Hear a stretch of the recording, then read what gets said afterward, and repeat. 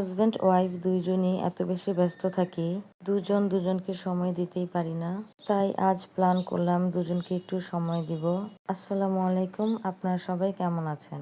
সবার ঈদ শেষ হলেও আমার ঈদ মনে হয় না শেষ হয়েছে। ঈদ থেকে আমার হাজব্যান্ড কন্টিনিউয়াসলি অফিসে ডিউটি করেছে, আমাকে তেমনভাবে একটু সময় দিতে পারেনি। তাই আজ বাচ্চা কাচ্চা ছাড়া আমরা দুজনে একটু বাইরে ঘুরতে বের হয়েছি। ঈদের খুশি থেকে আজ আমার অনেক বেশি খুশি লাগছে, কারণ আমরা দুজন দুজনকে একটু টাইম দিতে পেরেছি, আলহামদুলিল্লাহ। তো আমরা আজ এসেছি ধানমন্ডি লেকে। ঈদের যেহেতু এক সপ্তাহ হয়ে গিয়েছে, তো এখন অনেক খালি ছিল, কোনো মানুষই দেখা যাচ্ছিল না, হাতে গোনায় 4-5 জনের মতন ছিল।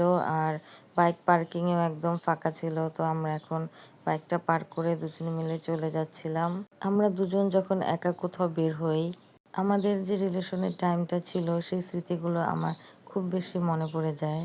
রিলেশন করার সময় ঠিক এভাবেই আমরা লুকোচুরি করে ঘুরতে আসতাম। বেশিরভাগ সময় ধানমন্ডিতেই আসা হতো। তো আমাদের আস্তে আস্তে যেহেতু সন্ধ্যা হয়ে গেছে, তো এখন আজান দিচ্ছে, তো আমরা দুজনে মিলে একটু সাইলেন্ট মোডে হাঁটতেছিলাম। এমন একটা সময় আসবে, সংসার বাচ্চা কাচ্চা সামলাতে সামলাতে অনেকটা সময় চলে যাবে।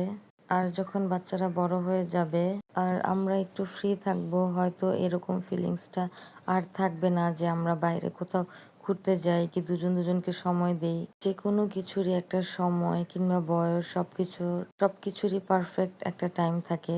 একটা সময় পরে এগুলো আর কোনো কিছুই ভালো লাগে না। তখন যেন মনে হবে কখন যেন আল্লাহ ডাক দিয়ে নিয়ে যায়, এই পৃথিবীর মায়া ত্যাগ করে চলে যাই। তো যাই হোক, ধানমন্ডিতে এসেছি আর ফুচকা খাবো না এটা তো হবে না। তো এখানে একটা মামাকে দেখলাম ফুচকা নিয়ে বসে আছে।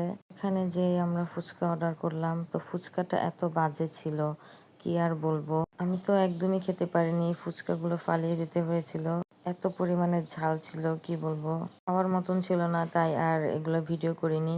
দেন ফুচকা খেয়ে আমরা এখানে একটু বসলাম আর হাজবেন্ডকে বলতেছিলাম প্রতি মাসে আমাকে একবার হলো এভাবে বাইরে ঘুরতে নিয়ে আসবে, প্রমিস করো তুমি আমার কথা রাখবে। ও তো বলল হ্যাঁ আমি তোমার কথা রাখবো। বিয়ের আগে আমাকে পাগল বানিয়ে ফেলতো, চলো বাইরে কোথাও যাই, দুজনে মিলে একটু কথাবার্তা বলি, বাট এখন বিয়ের পর কোথাও নিয়ে যেতে চায় না। সে তার অফিসের কাজ নিয়ে খুব বেশি ব্যস্ত থাকে।